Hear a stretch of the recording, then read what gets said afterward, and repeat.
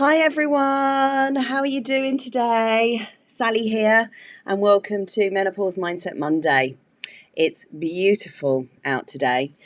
So let me know how you are. How was your weekend? I spent pretty much the best part of yesterday shopping in grocers that we've got in Brighton called Taj, which is amazing. There's so many different food types, like an ethnic grocers. And then yesterday I spent the whole afternoon cooking it all, which was absolutely brilliant, actually. Something that I needed to do. So my whole week's worth of food is done. I can relax about that. So if you are watching, let me know, say hi, drop me a little comment.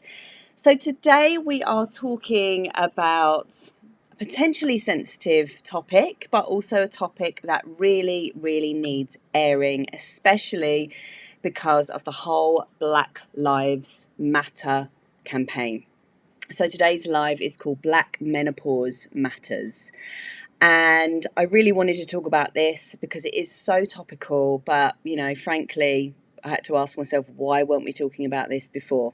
So it just goes to show how deep-rooted this systemic racism is. It's so embedded into our subconscious mind, and we really need to prise the lid off, and we need to address these things.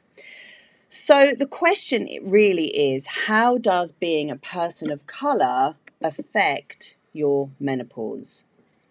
And there's a research company called Swan, which is the study of women's health across the nation, and it's the largest ongoing study of women and menopause, and it began in 1996, so it's very long term, and it studies women from a multitude of socioeconomic and ethnic backgrounds. And because of this, it really gives researchers a glimpse into how we all experience menopause differently. So what they found is that in the US, the median age for menopause is 51 years old. And the Swan study shows that Black women reach menopause 2 years earlier, and Latina women as well, 2 years earlier than other women, white women. And remember this, that menopause is not just... So menopause itself is a year without having periods. Okay, now they also go on to say that the research shows that Black women spend longer in the menopause transition. So they spend longer in that really difficult roller coastery period of time where everything's kind of going up and down. They spend longer in that, in the perimenopause, when you've got the symptoms starting to come up, painful periods, hot sweats, insomnia. There's a whole roller coaster of stuff going on there. And according to the stats, more Black and Latina women experience vasomotor symptoms, which are your hot flushes, your night sweats, than white women, and more Latina women experience vaginal dryness. So these are all interesting stats, aren't they? And we're going to come on to why that might be in a minute.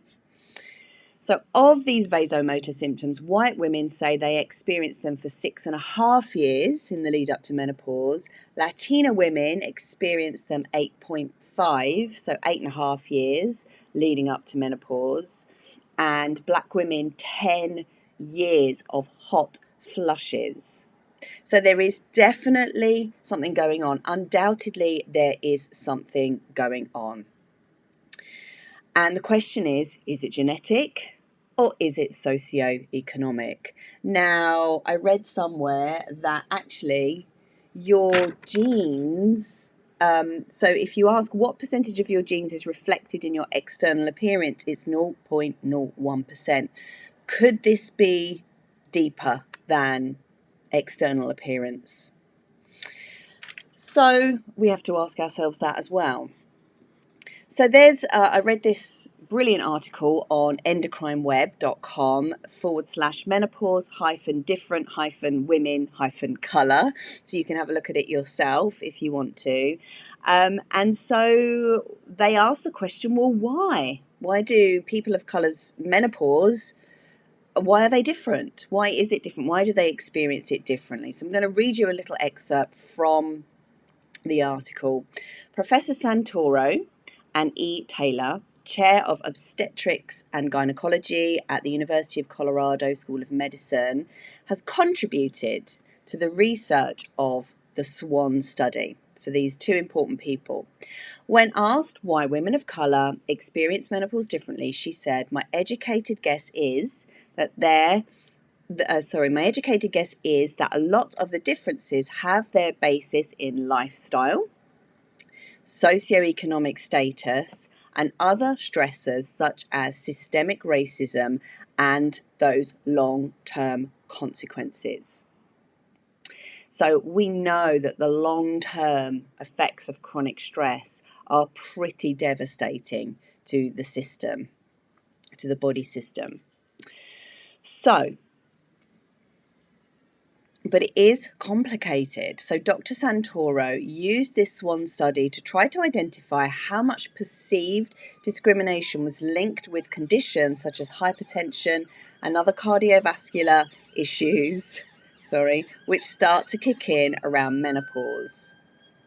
So when she and her team asked participants at how they felt they were treated by others, it was actually white women who reported the most discrimination in the form of sexism. And I think this is a huge other subject that we need to talk about, and I want to talk about it next week. Now, the black women reported less overall perceived discrimination, which we, the study people, interpreted as the fact that it is just so common they have become used to it, which then makes it impossible to assess the effect of systemic racism on the allostatic load. Now, allostatic load is all to do with stress. Like when you breach your allostatic load, it's like the stress has just sort of gone over what is healthy stress, and it's starting to have an effect on all your body systems. Things are starting to degenerate. So also she said they discovered really that the Latinas often lived in communities that were only Spanish speaking. So in their daily lives, they didn't perceive much discrimination because they didn't interact with people who were likely to discriminate against them. That's what was concluded. So there's some interesting research in that you can unpick deeper, I suppose, if you have that inquiring mind. And I think it's important that we do unpick it. But there's something really key that I think that, from my point of view, I know I can talk about, and that is stress. So we know that stress makes menopause worse, much worse. And if you look back in history, it's not difficult to see how a person of colour in the world of white supremacy is going to feel very stressed and very traumatised indeed. So from a therapy and mindset point of view, you only have to look at how much trauma is created in a small dysfunctional family to imagine that being played out through every system in our society and every system in our culture.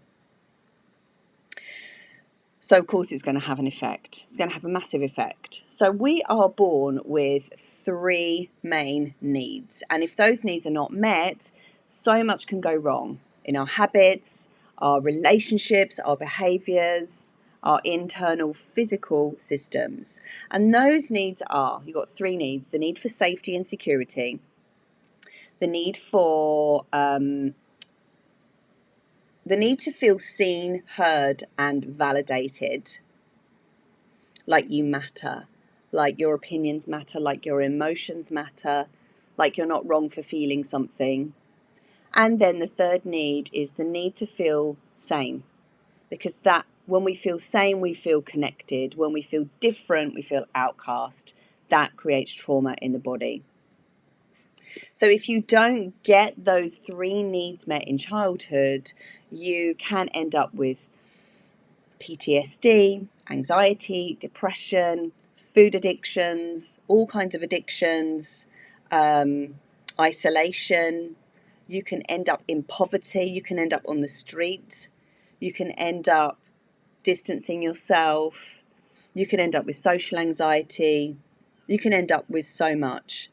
There's deep levels of self-loathing that can come from this, deep internalized fear, which can then be projected outwards into all your relationships and all through your life. So, it's no wonder that people who have been ostracized and ridiculed and shamed because of the color of their skin use, that frustration runs deep, and it comes out in the form of anger, rage, violence. And anger and rage are key things that we need to talk about. Menopause. One of the biggest menopausal symptoms is rage. And that rage comes from years and years and generations of oppression. So that is another reason why menopause is so powerful, because it is a potentially transformational time. We can use it to change things, but we have to recognize it first. So interestingly, when you've been dominated, when you've been suppressed, when you've been oppressed, when you've been told lies about your race, it can massively affect your ability to trust other people, especially people in authority. And I read somewhere as well that women of colour find it difficult to take help, especially in the form of HRT. They're resistant to it. And is it any wonder, because of this oppression, that there's trust issues there? Obviously, this isn't every single woman of colour. This is a generalisation, but it's definitely a conversation that needs to be had. Could it be this? We need to look at our resistances to taking HRT, because not all HRT is bad. Some HRT can be super, super helpful, and we need to look at the resistances that we have for it, because, it can be helpful. So when we look at what women of colour have been through, we can understand why their bodies may become super, super stressed and their allostatic load breached, and why their menopause has become worse. When your skin colour is underrepresented in the media, you feel different. When you feel different, you don't feel the same as everybody else. That's a fate worse than death, because it means you're outcast. Your mind is programmed to make you believe that being outcast is life-threatening, because back in tribal times, it was life-threatening. There's no way that you could survive on your own without your tribe. And so, women of colour, indigenous tribes, black women, really underrepresented in media, on the news, in films, in Disney cartoons, really underrepresented. And it makes me really angry as well.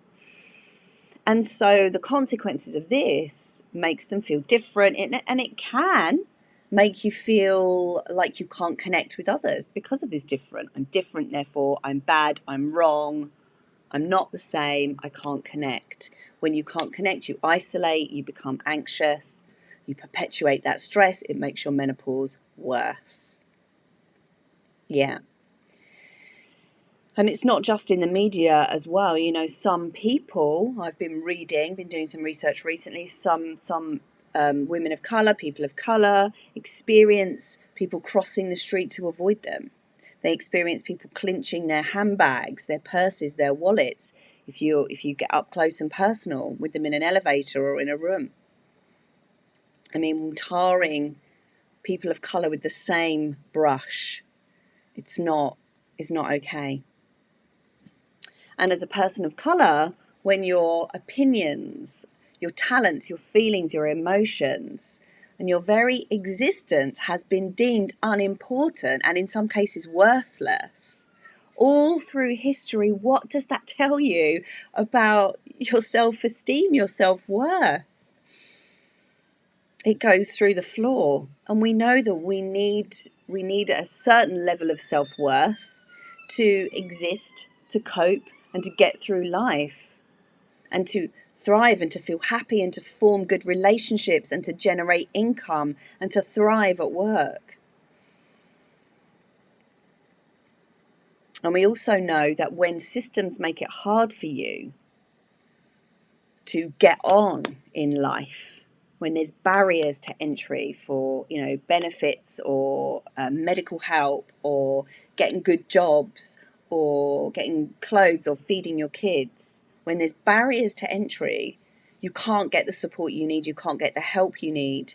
Maybe you can't earn the money that you need to get the care that you need for yourself or your kids or your family. You're worrying all the time, you're stressed, you're working all the hours God sends. There's no let up, you can't see the wood for the trees, you can't see an end to this stress. How is that going to affect your menopausal transition? It's going to make it worse. Maybe you're eating cheap food to self-soothe because you get an instant hit of relaxation when you eat sugar, but then that's going to spike your blood sugar. Your blood sugar is going to go up and down. You may gain weight. Food may have been your only source of comfort, and lots of it, but maybe that's had an effect of you increasing your weight, which has had a negative effect on your menopause and your menopausal symptoms, hot flushes, weight gain, joint pain, all of that. Yeah. Food is a big one because we celebrate with food, we connect with food, and that's not wrong. It's definitely, it's not a wrong thing to do, but when you associate food with comfort, that's when things can go wrong. Food is fuel at the end of the day. Food can definitely help connect, but we need to look at where those boundaries are. And then, of course, there's the issue of the ancestral trauma that is carried back through the generations from slavery. And this trauma that can go back, I think there was an experiment done on mice that showed that ancestral trauma goes back, I think, 9 generations, but don't quote me on that. You'd need to go and do the research, but it went back quite a long way. And if you think about that, ancestral trauma that's getting passed down from generation to generation, that's going to have an effect on your stress levels, on your sense of self-worth, on your sense of entitlement, on your sense of just being able to get on in the world. And getting on in the world is so key. When we can't get on, we feel like we're bumping up against a wall, and it creates so much frustration and stress and overwhelm and anger and rage. We need to get it out of our system. So yes, I think we can take an educated guess. Even though the evidence is inconclusive, I think we can take an educated guess that women of colour, their menopause is longer and happens earlier than white women, privileged white women. And this is likely down to stress, discrimination, long-term stress, ancestral stress, maybe dietary stress because food is a cheap source of comfort, a quick source of comfort, and those lifestyle habits that tend to come from eating sugar, maybe being sedentary. So, what can people of colour, women of colour, do about it, and what can white women do about it? So I'm going to start with people of colour first. So first of all, I would encourage you, if you are a woman of colour and you are having bad menopausal symptoms, maybe they've kicked in earlier than you would have liked, explore your HRT options. Speak to a sympathetic doctor. Please don't be frightened of HRT. Right, I'm going to tell you now, the pill form, don't know the name of it, but there is a pill form of HRT that comes from pregnant mare's urine. I personally wouldn't take that because it's not identical to the human body. And if you look how big a horse is, and estrogen is basically a growth hormone, that's why it's cancer provoking, because it's like dairy is growth hormone for a cow. When dairy has been linked to cancer in humans because it's growth. And if you look how big cows are, humans don't need to get as big as a cow. So that's why I wouldn't advocate that, but speak to your doctor. That's just my personal opinion. I wouldn't take it. Now, I am on HRT. I am on the body identical HRT. I get it from my doctor. It's not extortionately expensive. It's a gel and then a tablet, which are identical to the body. It's been amazing for me. So speak to a sympathetic doctor, make an appointment for a doctor who understands the menopause, and really make sure that you see that person. Like, even if it means waiting 2 weeks, make your voice heard, be persistent, get the message across that this is what you need. And even if you've had a hysterectomy, ask about taking progesterone, the Utrogestan, which is what I'm on. The body identical apparently can still be taken even if you've had a hysterectomy. I've got this on good authority from my GP friend and functional medicine practitioner, but you need to do it in a way that obviously works for your body, because progesterone is designed to reduce the lining of the uterus so that it doesn't get out of hand, because estrogen builds the lining of the uterus and progesterone sort of helps it to minimize so it doesn't grow too much. So where was I? But the other thing with progesterone is that it's relaxing, it's soporific, it's sleep inducing, it relaxes your muscles, and so it can be quite useful for stress. This is why I wanted to mention it. If you've had a lot of stress and if your progesterone is falling. So it's definitely worth asking about. And then, women of colour, this is about doing the deep inner work, clearing that ancestral programming, raising your levels of self-worth, journaling on it, creating movements. How about creating a movement, Black Menopause Matters? How can you discharge what you feel? Singing is a great way. Joining together in a choir, writing about your experiences, learning, growing, developing. Be curious, because curiosity downgrades fear.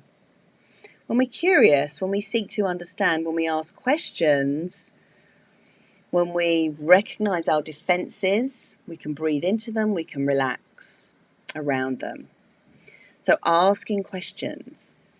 Now, there is an account on Instagram, which I've just followed, called the Unplug Collective. And there's something on there about getting cheap therapy from Talkspace. So if you are a woman of colour and your menopause is bad, you need some therapy. You're going to need some therapy. You're going to need some practical things as well. You're going to need to clean up your diet, maybe do some exercise,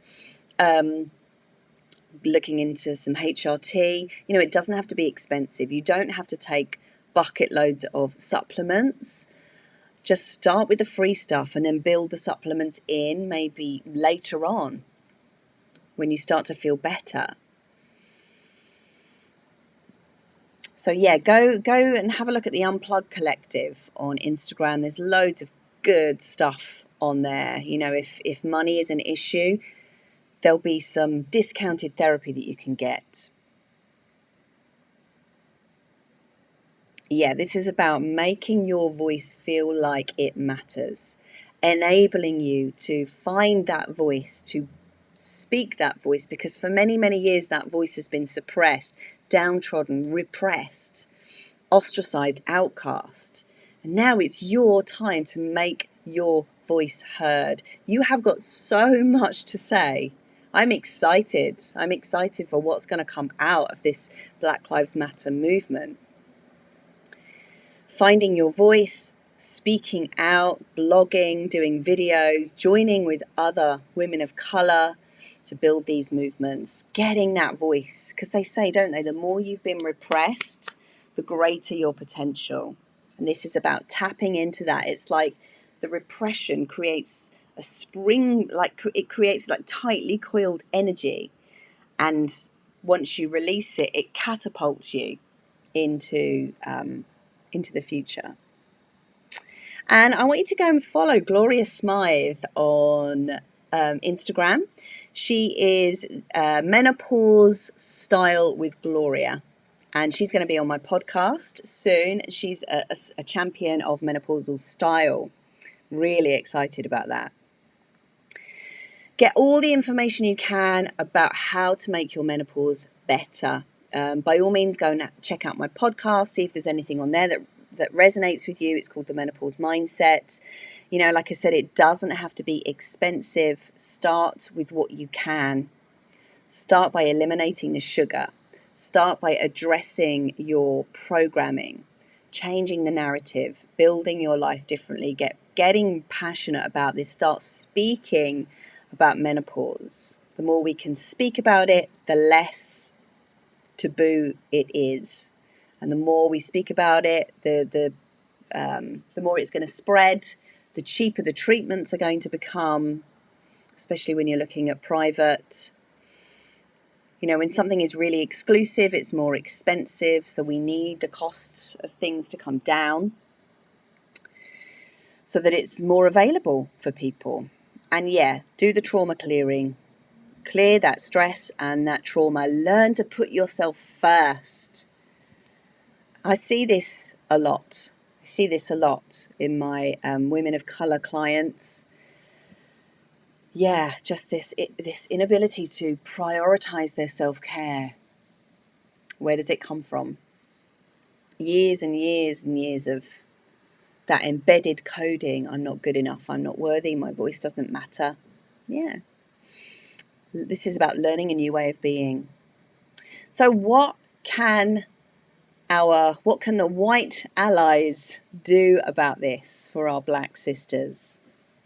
So this is, I've got the window cleaner here now. This is really about helping people of colour, helping their lives to become less stressful. How do we do this? We need to continually educate ourselves.